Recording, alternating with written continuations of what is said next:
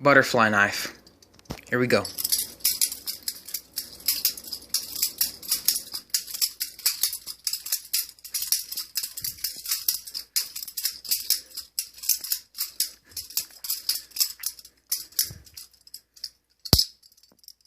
Slower.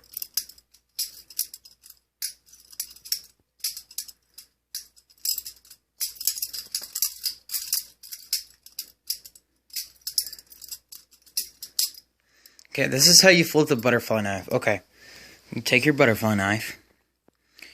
You take your hand. It shouldn't have the lock mechanism, which would be that. You take it by this. You flip it once. You come off the side of your hand with the back of the blade, not the front of the blade. Of course, because you can cut yourself.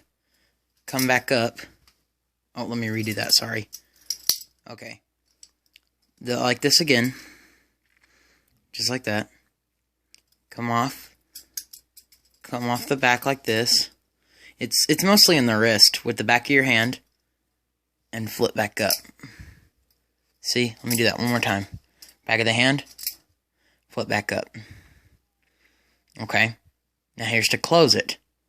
You take it and you take it like that. Okay. Back of the hand.